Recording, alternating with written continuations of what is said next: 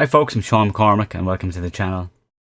It's Tuesday, so we're going to do a Lightroom Tuesday look at something in Slideshow, which are the cards I created for my last video showing you the EXIF as well as the photograph.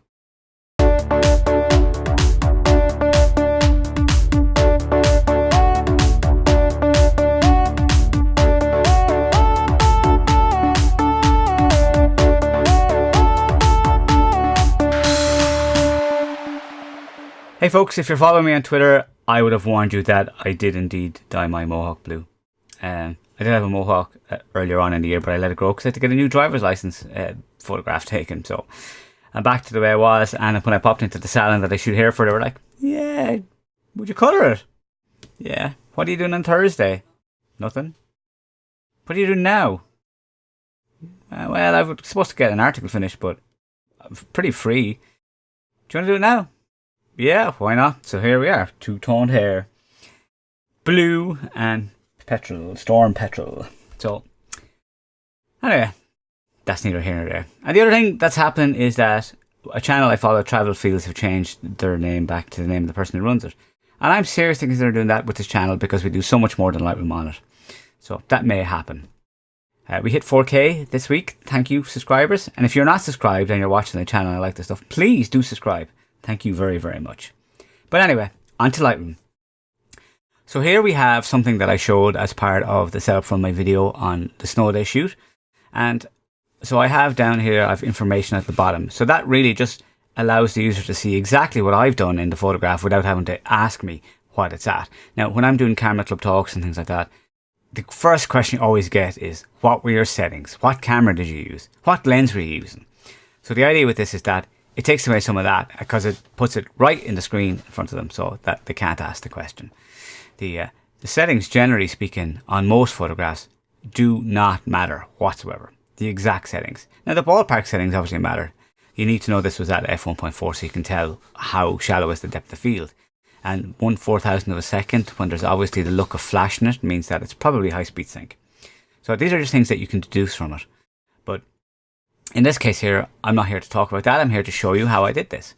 Now, let's start off from a very, very basic one. So let's go with simple, which is literally just this blank look with simple, and it has a tiny little identity plate in it.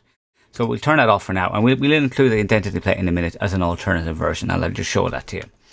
So the first thing that I've done here is I want to create a little border. So let's create a white border on the image.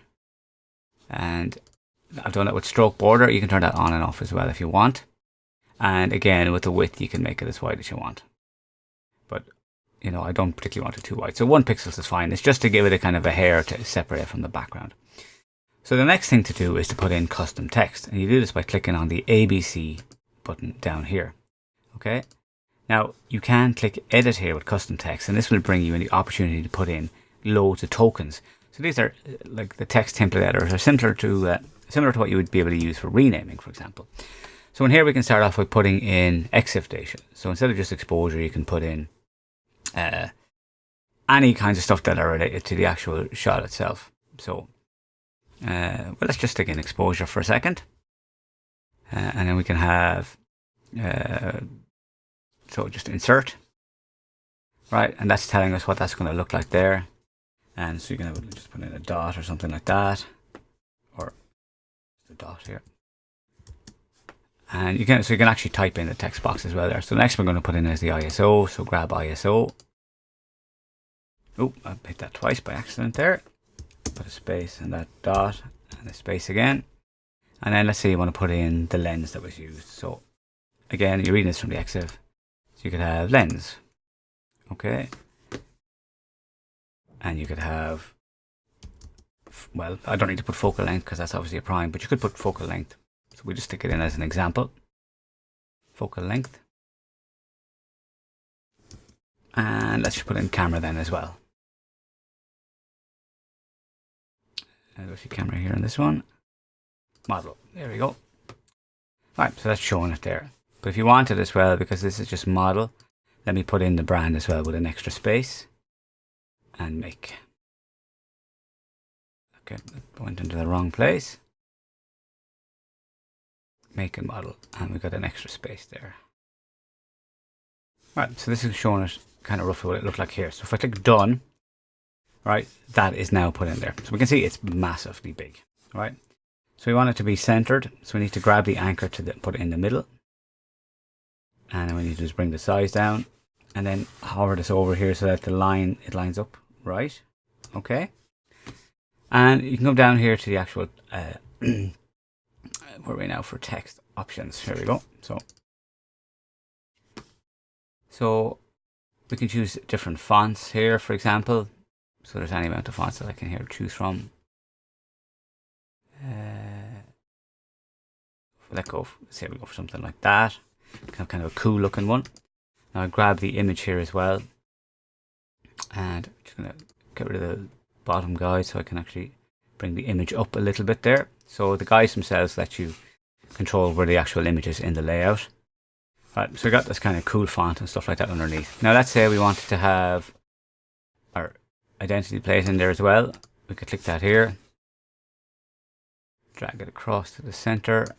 And then of course obviously scale it up from there. Just to make it sit. So now, to save this and make it reusable, you literally come over to the template browser, you click plus, and then you would give this a name. So you go ID black, just to give you an idea what it is. Okay. You can obviously include washes and all this kind of stuff if you wanted, but just I've gone for the basic simple look.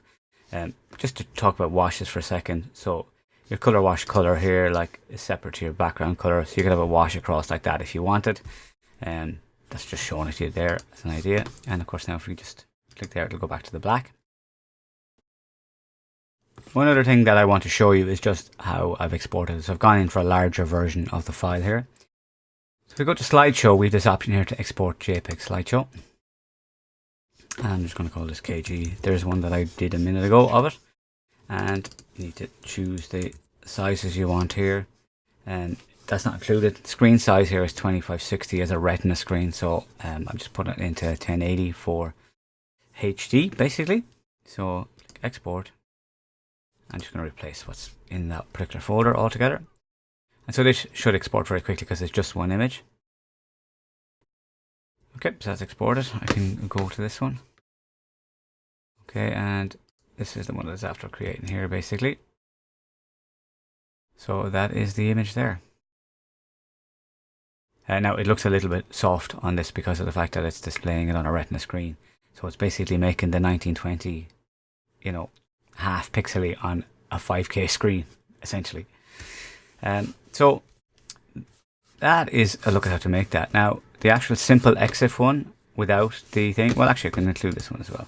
So I can include this particular one on top of the simple EXIF, and I will be giving those away to people who are subscribed to my newsletter, which you can get on the Lightroom blog channel. It's over on the right hand side to sign up for the newsletter. I should do a dedicated page for the newsletter actually, so I can put it in the end cards. Folks, I hope you enjoyed that. If you are not subscribed to the channel, please do consider subscribing, and of course give the video a thumbs up. Again, that'll be free to subscribers of the newsletter. I don't like calling it a newsletter, it's an email list, and I only do it like when I remember. It's supposed to be monthly, and I'm lucky if I do it once every 2 months and stuff like that.